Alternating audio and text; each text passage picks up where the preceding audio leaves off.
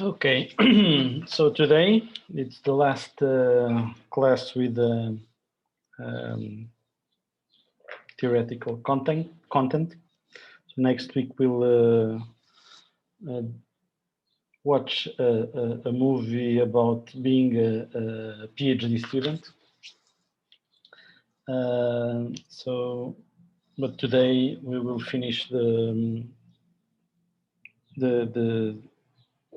theoretical component of the course, talking about clinical studies. So clinical studies, by definition, are studies where the sample is composed of human individuals. It's not likely that you will be developing on your own a clinical study, because it usually involves um, interdisciplinary team that must have normally a medical doctor, because the selection of the individuals to be part of the study implies that part. But even if you don't participate directly in one of those clinical studies, if you are going to do research in any biomedical subject, it is likely that you, in your literature search, come across papers describing clinical studies that have a specific terminology about their design, and it is useful to understand what those different study designs mean, because that has an implication in what you can take out of those, how you interpret the results. Okay, so there are several possible classifications to describe a clinical study. So the first pair here is common to any study, so it can be observational or experimental. Experimental clinical studies are what people commonly call clinical trials. So because it's only ethical to perform experiments, so manipulate the treatment that is applied to each individual in the sample, if there is a therapeutic advantage that is being tested. It's not common to do experiments with humans, or it's not, generally it's not ethical to do experiments with humans unless you are trying to prove that a new approach is better than the current one. A new therapeutic approach is better than the current one. So, but still there are a lot of observational studies. That's mainly what we are talking about today. And these observational studies can be either descriptive or analytic. A descriptive study only characterizes a sample of patients with a given condition, a sample of people that are exposed to a particular risk factor, something like that. And it only measures several variables in that sample and characterize the sample. But if it is an analytical study, it means that there are multiple samples that are being compared. So you can compare a group of individuals with a condition versus a group of individuals that don't have a condition. By condition, it can be a disease or another phenotype that is under study. Or you can compare people that are exposed to a risk factor against another group of people that are not exposed to a group factor. So analytical studies are observational studies that try to mimic an experimental setting. So the researcher that is conducting the study is not imposing an experimental manipulation on the individuals, but it is selecting different groups in the sample that by their nature ones are exposed to risk factors, others are not, or ones have a disease and the others don't have the disease. So it's a way that, since we are not able to make so often make experimental studies with humans, and many researching biomedical subjects, ideally we would like to make experiments, or I would like to rephrase that. We wouldn't like to make experiments with humans, but the conclusions of our studies would be much more valid or generalizable if the experiment could be done with humans. You are listening to me correctly? Yes. Yeah, because I noticed that my video stopped, and today I had some problems with the connection in the morning. So if you are not hearing correctly, please say so, and I'll try to go back a little bit. Okay, so analytical studies try to mimic an experiment, because usually you cannot make that experiment. These clinical studies also, sometimes they are referred to as prospective or retrospective, and this means that it describes how the variables were measured in time relatively to the selection of the individuals for the study. A prospective study is a study where, in the present, in the beginning of the study, a group of individuals is selected to be part of the study, and those individuals are followed through time. And then, through time, the variables that are going to be measured in the study, the dependent variables, are measured in several time points along time. But you start by selecting the individuals in the present and follow up those individuals into the future. Alternatively, you can perform a retrospective study, and that means that in the present you select individuals to be part of your study, but the variables that you are going to measure are things that happened in the past. Okay, so you are going to search in the clinical records of the patients, getting values from lab tests that were done in the past, or interviewing or applying a questionnaire to the individuals in the study to know if in the past they were exposed or not to one or more risk factors. Okay. Another possible classification is if a study is longitudinal or cross-sectional. So both studies that I referred before, prospective and retrospective, mainly the prospective is a longitudinal study because you make measurements, you evaluate some variables in the same individuals at different points in time. So that's the definition of a longitudinal study. A retrospective study can be a longitudinal study if you have, if you are able to, for the individuals that you select in the present, get values for those variables in several time points in the past. But the alternative to these longitudinal designs, where you have measurements of the same variables at different time points for the same individuals, is performing a cross-sectional study. And a cross-sectional study is a study that you select the individuals to be part of the study in the present, and all the variables are measured in the present. So you don't follow up the individuals in time.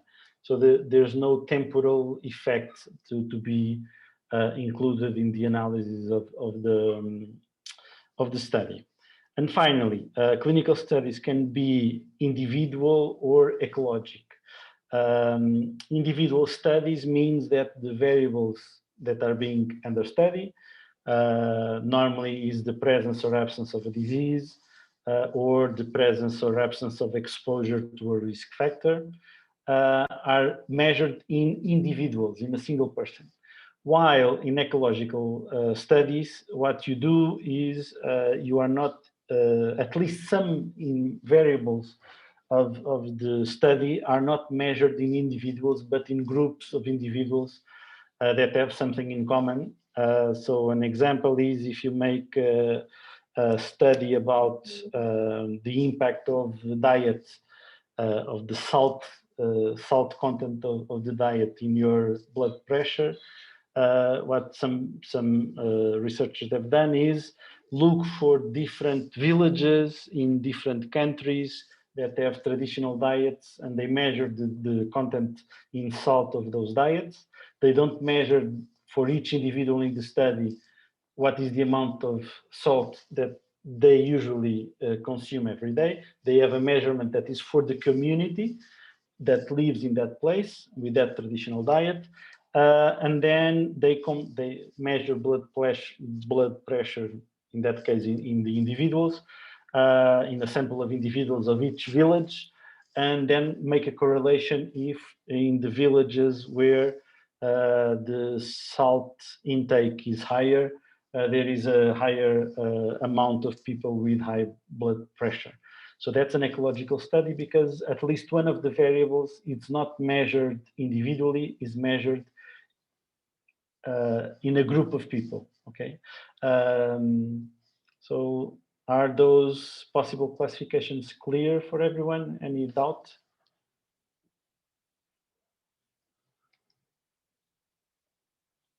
No? Okay, so let's move on. There are two measures that usually are evaluated in clinical studies. Either here I'm saying in descriptive studies, but these measurements can also be done in analytic studies. That sometimes it's confusing the interpretation, and you are nowadays, as we are living in through this pandemic time, you for sure you have heard about the incidence or the prevalence. So these are two quantities that are computed or calculated for population. Usually you measure it in a sample of the population, and the prevalence is estimating the proportion of the population that has a condition, a disease, for example, in a moment in time. And so this prevalence can be evaluated in cross-sectional studies because what you need is, at a given moment in time, evaluate what is the fraction of the population that has a disease. So normally you are not able to make a study across all the population. So you, in your sample, you measure that proportion, and given the sampling error, you estimate the proportion in the population with a given confidence interval. So that's the prevalence, the proportion of the population that at a given moment in time has a given condition. Another thing is incidence. That is like it's not the amount of or the fraction of the population in a given moment in time, but it is what is the number of new cases per unit time, for example, per day or per week, number of new cases. So it doesn't count if the people had already the disease before that unit time, but is that number per individuals at risk. So it is like in this COVID incidence is the number of new infected cases per week per 100,000 people. So that's a number that you can compare across countries, and it gives you an idea of the rate at which new cases are appearing.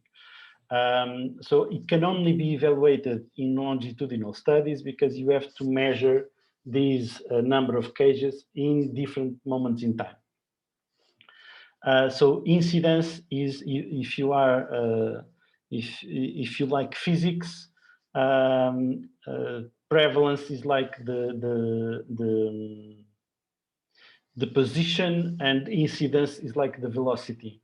So incidence is like the derivative of the prevalence. So it gives you an idea of how the prevalence is changing. So if you have a disease that is very acute, so when people have a disease, they have it just for a short period of time. imagine just for 5 days, and then you are either cured or um, something bad happens to you. So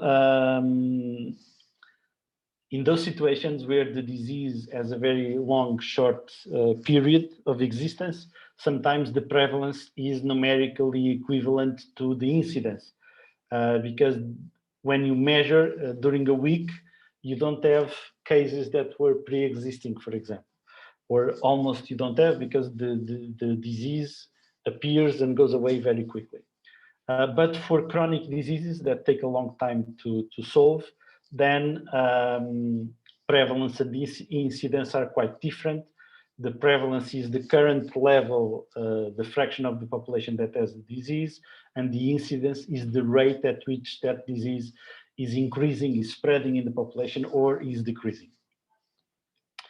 But normally, if the incidence is the new cases, so normally it means, so it doesn't mean that it is increasing, because we are only measuring the rate at which the disease appears. We are not measuring the rate at which people get cured of the disease. So was that clear, the difference between prevalence and incidence? And to measure incidence, of course, you have to follow up these, keep making these measurements at different times in time points, while for prevalence, you just need to analyze a sample at a given time point. So this slide doesn't have a good definition, but it more or less explains the difference between the different types of studies. So in clinical studies, they are either experimental studies or observational studies. Experimental studies are the clinical trials, and basically the most advisable, as in any experimental design, is to have a random allocation of individuals to the different treatments. And that means that if there is random allocation, you have a randomized control clinical trial. That's the most common thing. Only in special situations, there is a reason not to randomly allocate the patient, but that may imply some biases in the analysis of the results. But now we are mainly interested in the observational studies. And if you have a comparison between more than one group, it's an analytical study. If not, it's a descriptive study. If you have an analytical study, you have different possibilities in terms of the direction of time relating the sampling of the individuals and the measurement of the outcome. So if you sample the individuals at present and follow them in the future, and you know that you have different groups of individuals, some are exposed to a risk factor, the others are not, and you follow them in time and expect to observe the outcome. So you expect to observe the incidence of the disease a long time in both groups, the ones that are exposed and the ones that are not exposed. This kind of study is called a cohort study. But you can also perform the thing like backwards. So you select individuals in the present, some have the disease, others don't have the disease, and you are going to investigate their clinical records, and you are going to interview them and try to find out if in the past the individuals that nowadays are sick, have the disease, were more likely exposed to some risk factor that may explain why they have the disease. And this kind of study is called the case control study. And if you measure the exposure and the outcome at the same time, that means you are performing a cross-sectional study. So now we are going to discuss a little bit more the differences and the advantages and disadvantages about these three types of study. Any question? No. No? Okay. So we'll start by cohort. Cohort, the word has a Latin origin.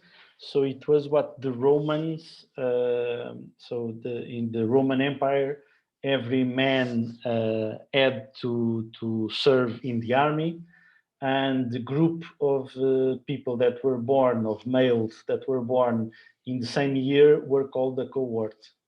That's the origin of the term.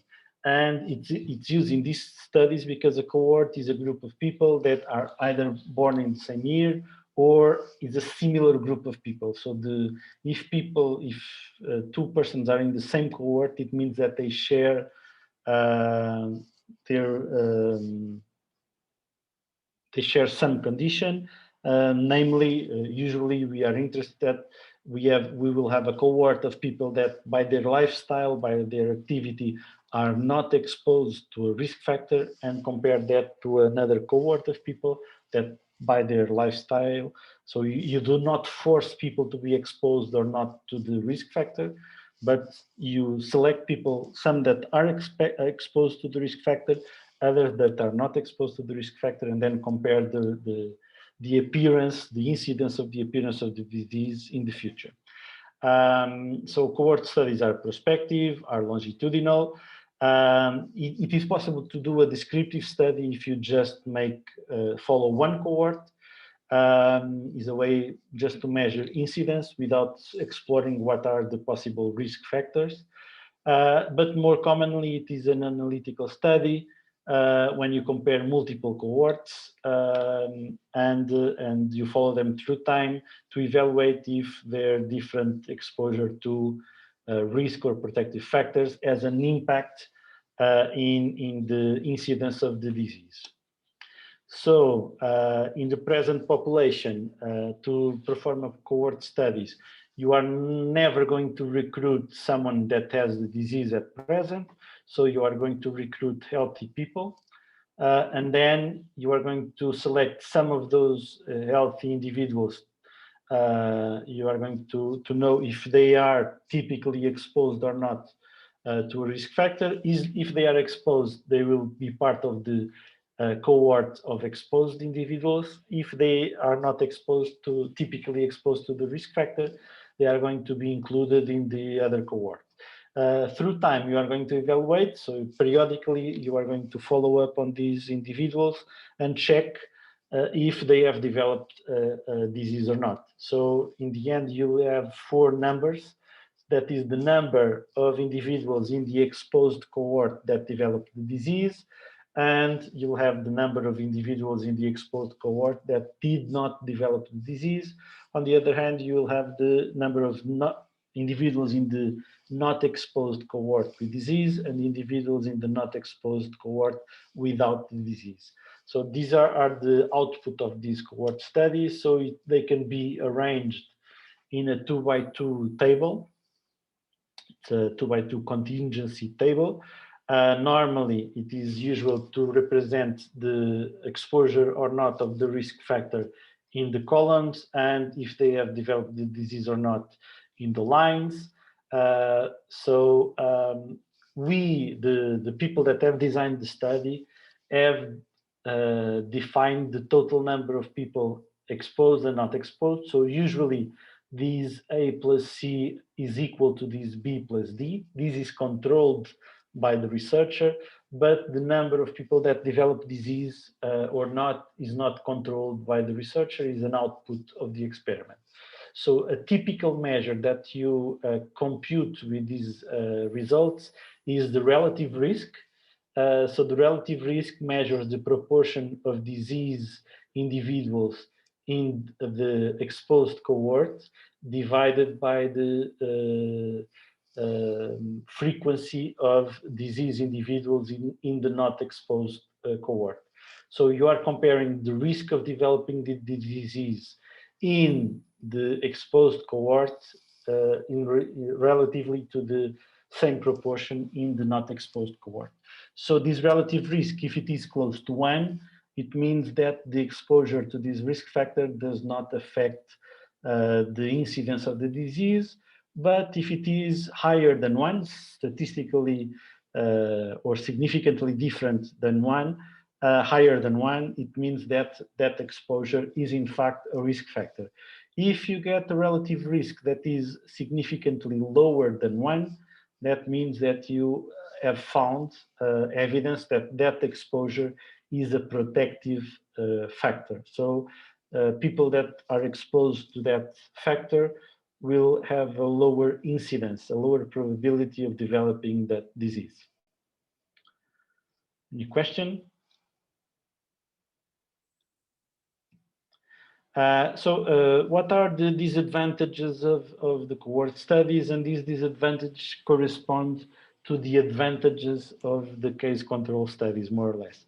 Because you have these two options. If you want to do an analytical clinical study that tries to infer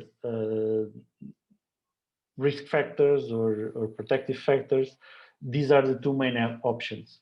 The cross-sectionals are not the best option, so you do it if you are not able to do one of the other two. But the cohort studies may have a disadvantage, that is, if the disease, with or without the exposure, has a low incidence, so the number of people that get the disease is very small through time. That means that to have enough numbers of diseased people, of people with disease, to compute that relative risk with enough statistical confidence, you have to make the study for a long time. You have to wait for a long time for people to get a disease. And if you have to wait for a long time, maybe you will have a negative consequence. That is, some people will fail to appear in the periodic checkups. So there will be a loss to follow up. So you in the beginning, you will have two cohorts, for example, each with 100 people. But after 2 years, you lost contact with 20 people, some from each cohort. So that may be a problem. And the other problem that may occur is that as you designed the experiment because you hoped to detect the risk factor, you are expecting that the incidence of disease will be higher in the exposed cohort. And this can lead, even if unconsciously, to a bias in the frequency of diagnostic or of vigilance in the exposed group, because you are expecting the disease to appear more frequently in that group. Other problem with the long duration of cohort studies is that as you are not controlling the exposure, for example, you wanted to measure the effect of smoking in some health condition. And of course, if some of the people that you selected for the exposed cohort, in the beginning, they smoked a pack each day, but some of them may have decided to quit smoking. Others have reduced the number of cigarettes they smoke per day. So you cannot control that because this is not an experiment. It is an observational study. So you can try to ask that every time you check up with the participants to evaluate them, and also try to detect if there are changes in the exposure. But the longer the study, the more likely it is that the people change their lifestyles, and with that change may affect the degree of exposure. So that is possibly a disadvantage for for carrying cohort studies. Any question?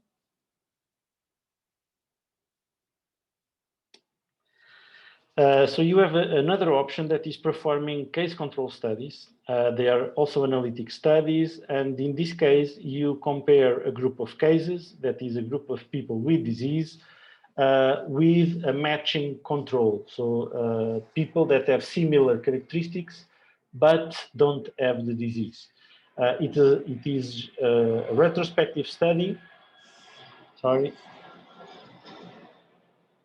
So being a retrospective study, it means that you will evaluate that the individuals were exposed or not to the risk factor in the past. And you can do that by looking at the clinical record of the patient or making direct questions to the individuals in the study.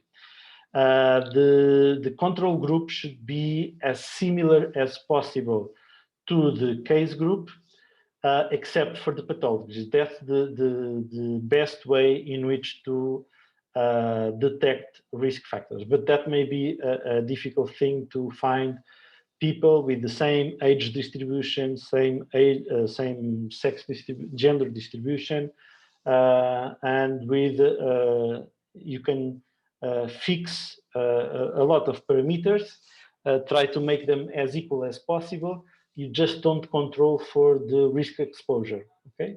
And then you are going to ask if the fraction of individuals that were exposed in the past to the risk factor is different in the case group or in the control group.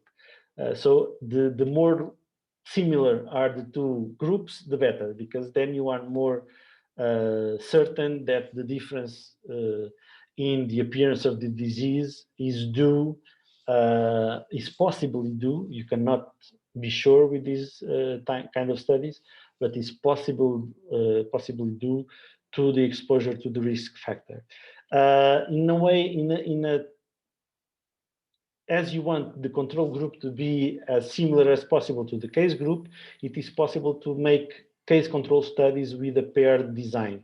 So for each patient, you try to find one control person that is as similar as possible to the case. So sometimes you try to choose someone in the family that has not the same disease, or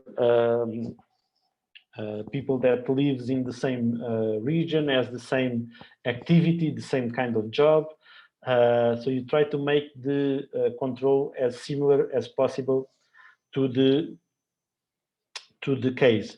Why? Because every characteristic that could be different between the cases and control are going to be confounding variables. So you will never be sure that the reason why some people are in the case group and others are in the control group is due to the exposure of the risk factors, or is due to another difference in the characteristics of the samples in the two groups. So here in the present, you select the individuals, some with disease, others without disease, and you try to find out if in the past, so the time goes in this direction, if in the past these individuals were exposed or not exposed, and the control individuals are exposed or not exposed. Like the cohort studies, you end up with 4 numbers, the number of people in each of these 4 situations. And again, you can organize that those observations in the 2x2 contingency table.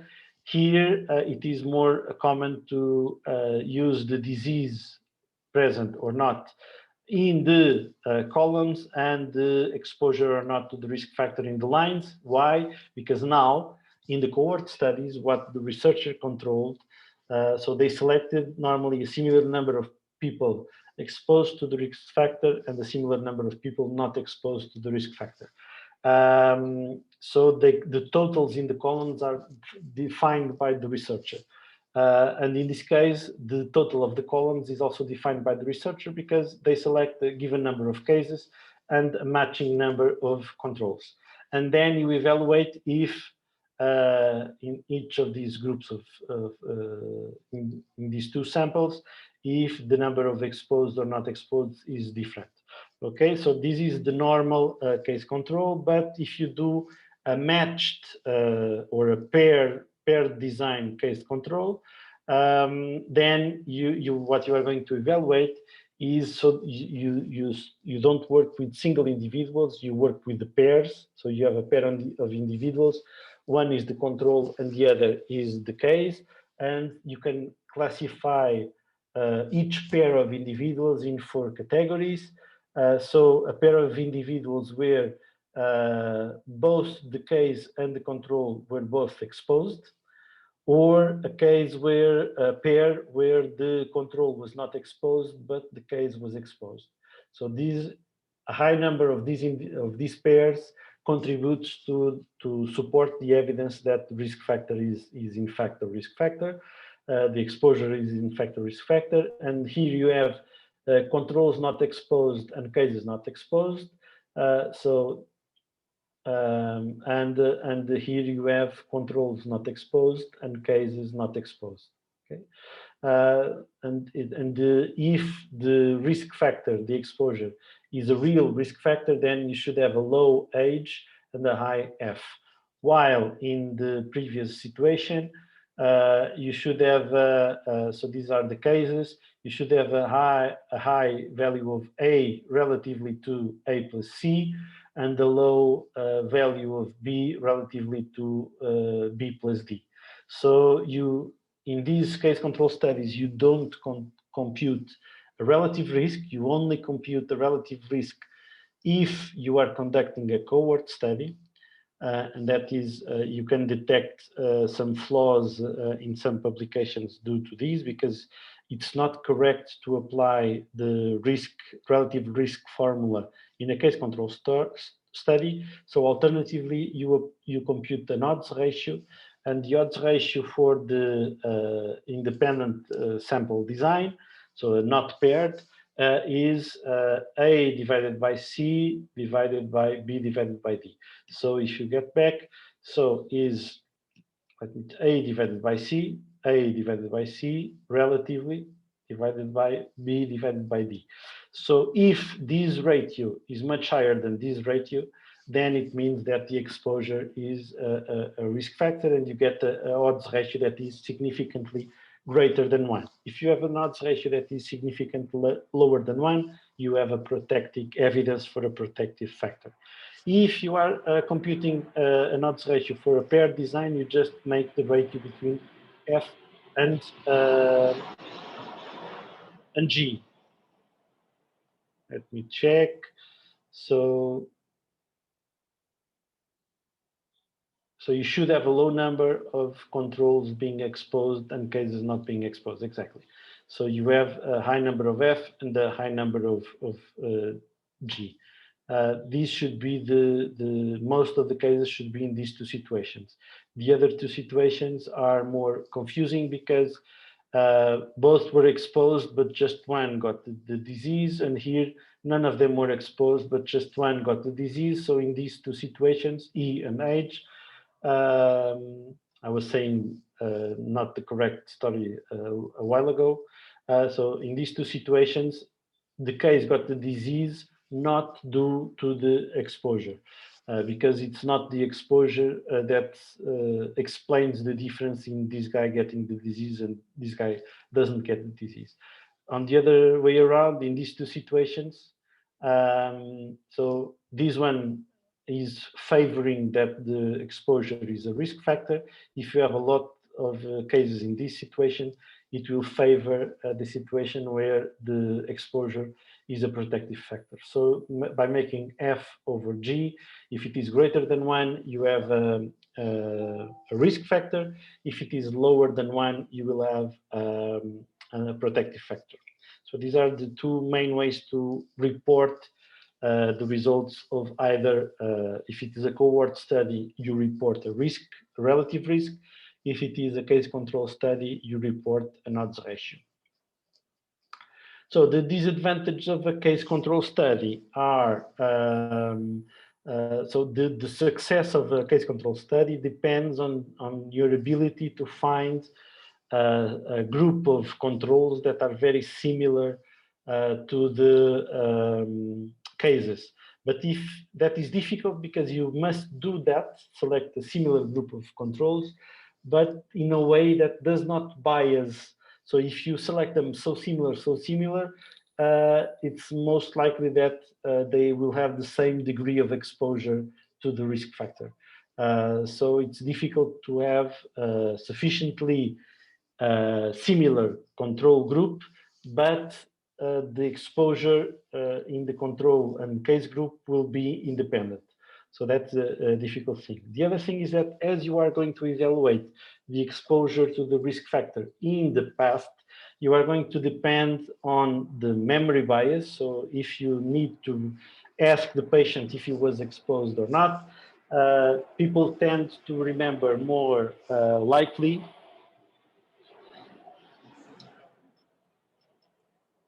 So people tend to remember more likely the exposures they think have a causal connection with the disease. And they will neglect or they will not recall exposures if they don't have an association between that exposure and the disease. So there can be a memory bias. If your evaluation of the exposure is based on previous medical records, as the medical records were not done with the study.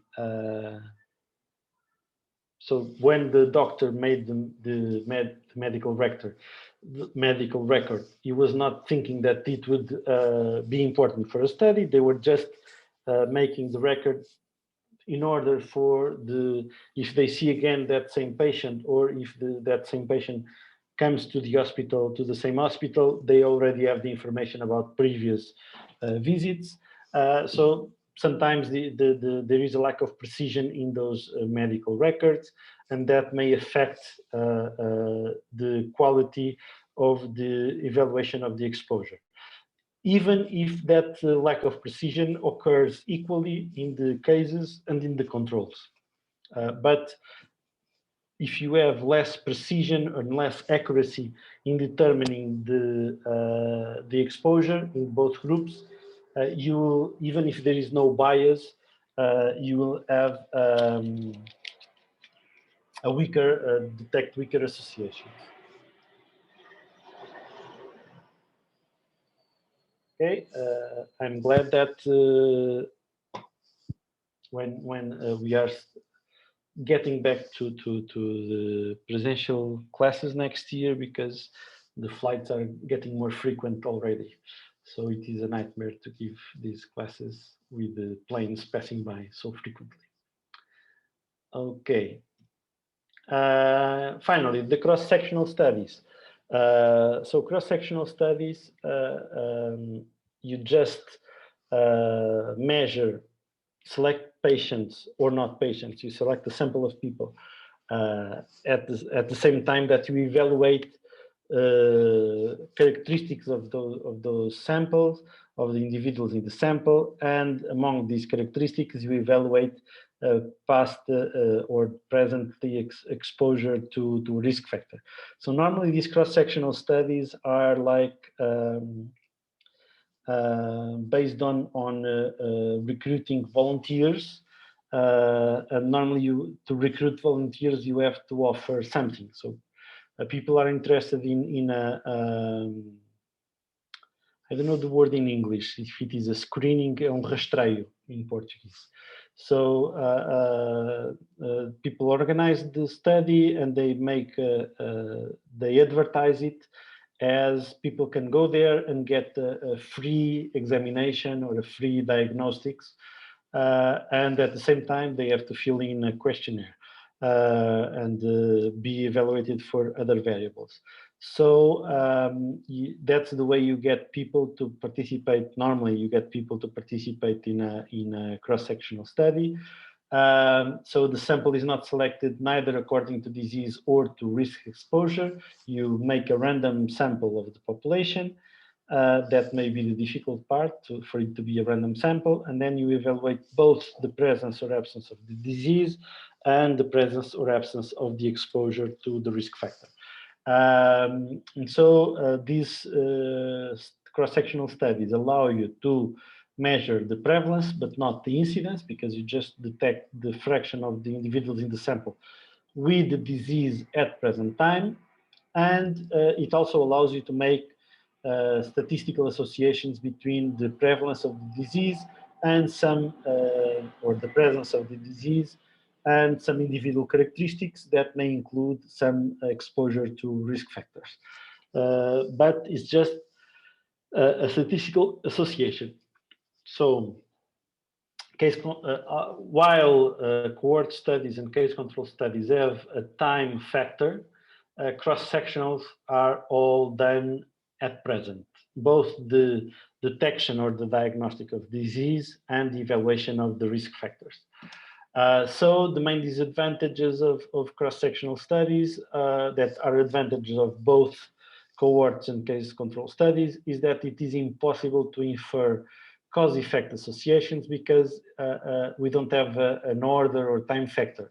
Because we detect that there is among the people that have the disease presently, there is a higher number of people that are presently exposed to risk factor, but you don't know what happened first. You don't know if people got sick before they started being exposed to the risk factor, or if people in fact were exposed to the risk factor before and after that contributes to the development of disease. It is also very difficult to get a very representative and unbiased sample because most of these studies depend on volunteers. And for example, if you are making a screening rastreio for detecting eye diseases, for example, so it is normal that people tend to go there if they already think they have a problem with their sight, with their vision. On the other hand, if you are the advertisement of your screening study is based on the you are trying to evaluate the positive benefits of making physical exercise, then it is more likely that people that do physical exercise attend or go to that study.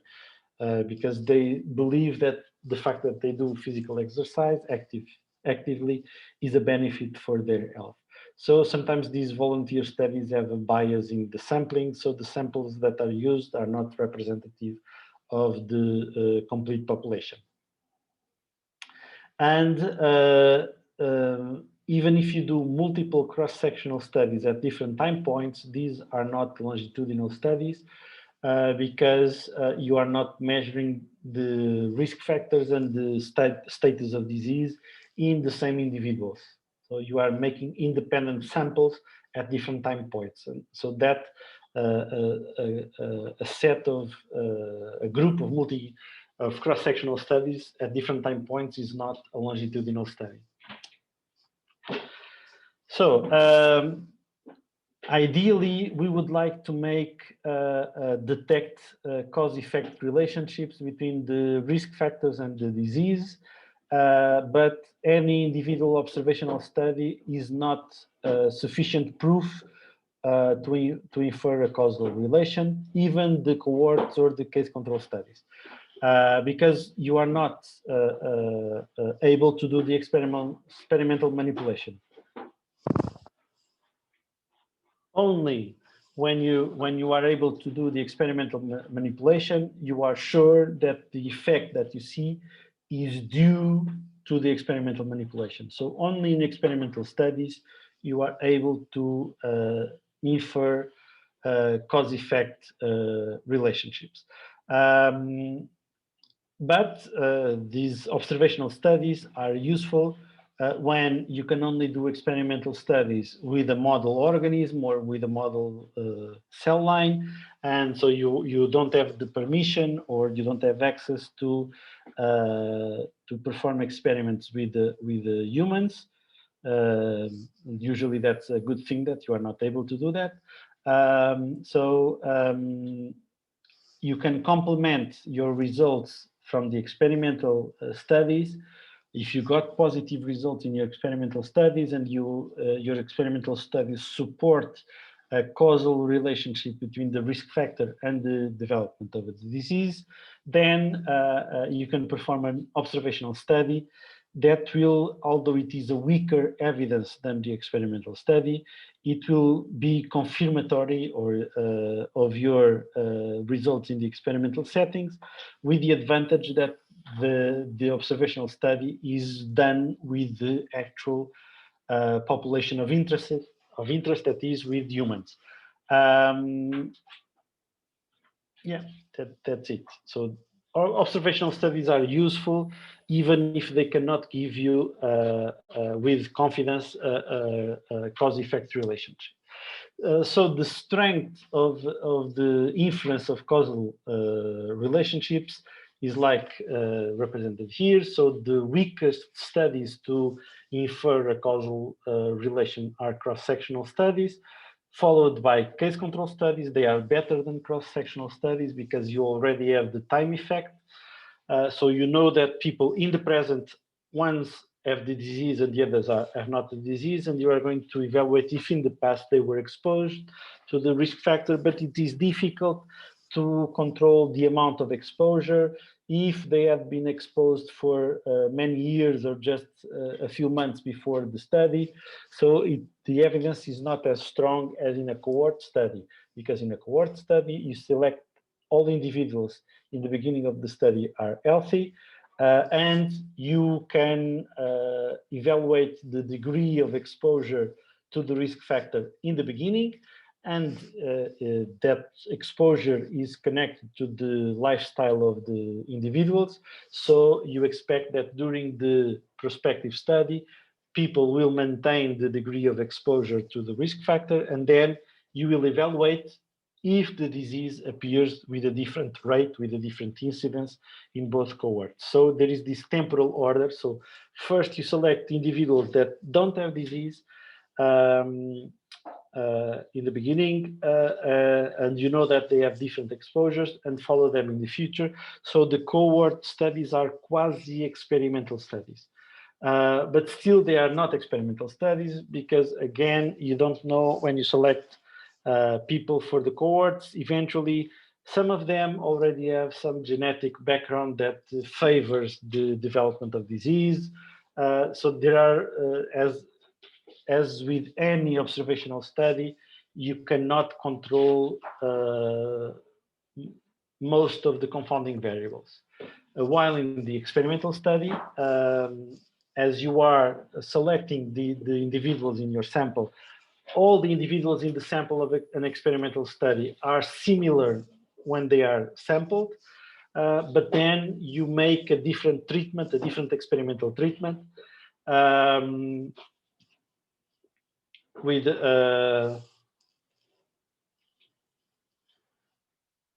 you make a different experimental treatment, and that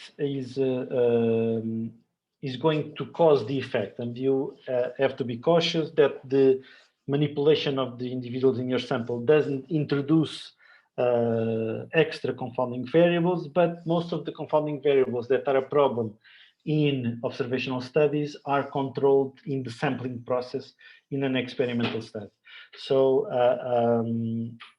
experimental studies are truly the only ones that can confidently prove the existence of a causal relationship.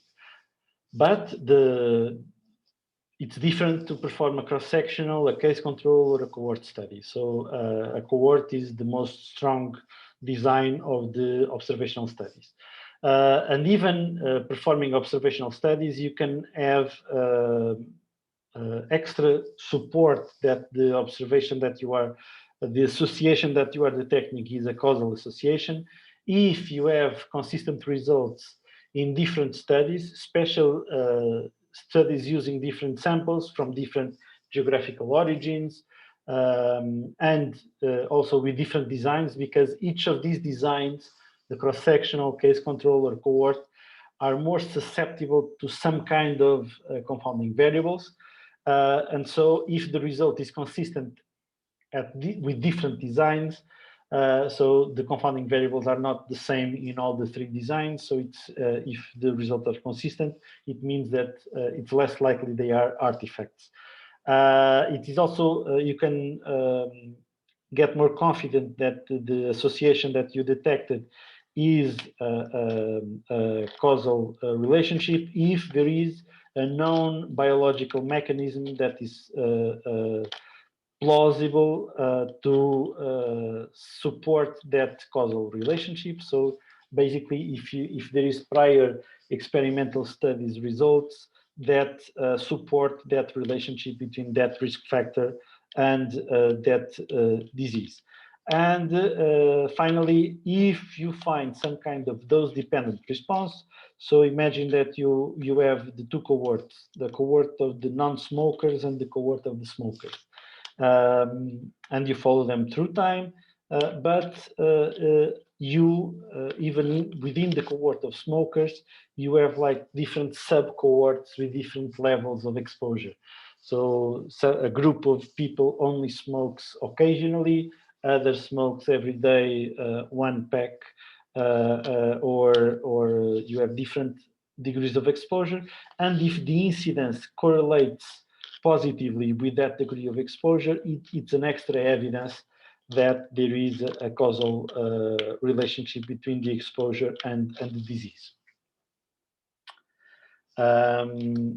Finally, for the experimental designs, that is clinical trials, so in this case, the different designs are similar to the designs that we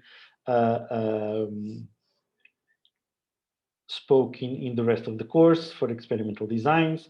So there can be unifactorial designs, multifactorial designs.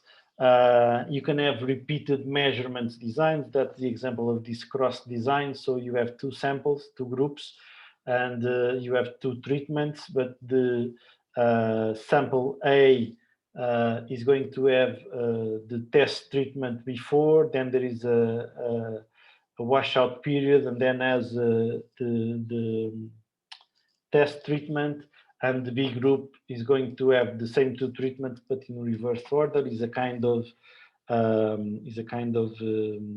repeated measures design. You can have paired designs, block designs, incomplete designs, but the most common ones are the parallel and the factorial designs. So designing clinical trials is very similar to designing other experimental studies. You just have to due to the ethical problems behind doing clinical trials, you have to be much more careful defining the sampling criteria. That is, what are the conditions that allow an individual to be recruited for the study or not. And also you have to be very careful in your power analysis.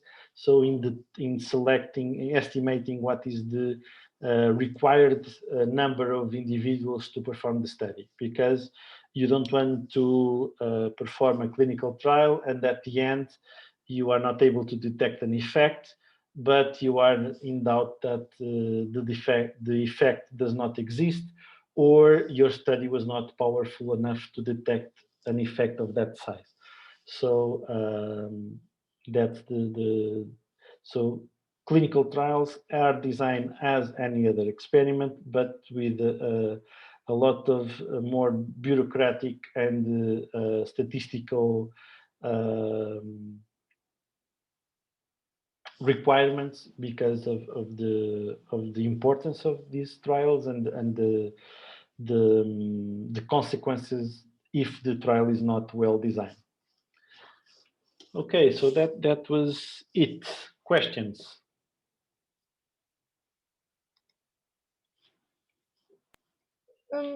I just have, but it's not really requiring regarding the the.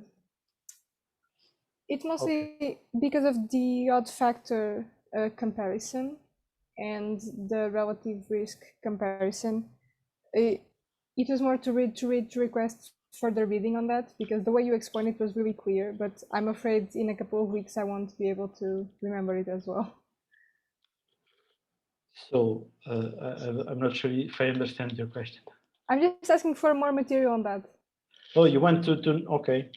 Yes, Okay. because right now I think I understood the concept, but in a couple of weeks I probably won't remember it clearly. And the main utility here is that sometime, at least that was my experience. So I did my PhD in computational biology, but some of the work was related with biomedical questions. And in my postdoc, I work in a clinical microbiology lab, and I started to be more exposed to the literature that I had to read. Some of the studies were clinical studies, and at the beginning I was a little bit confused. So why do these guys report risk factors and the others report odds ratios? Or what is this? What are these cohort studies, or what are these case control studies? So it is. I think it is useful for you to know the differences between these different types of designs. And for sure, I will try to find. I have that kind of material from the statistical point of view. Maybe that's the most common, but I'll try to find something that I can share with you in Moodle.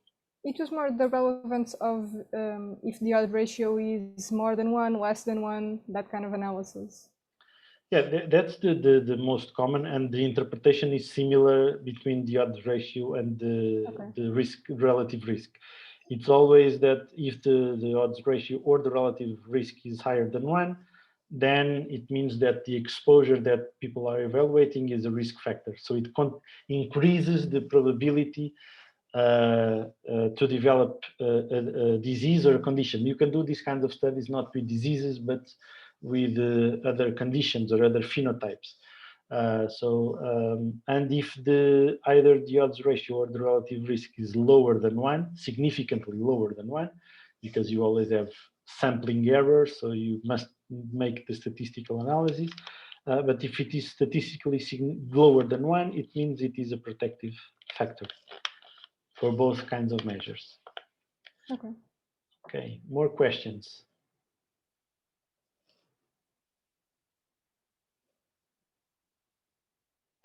Okay, I'm going just to stop recording.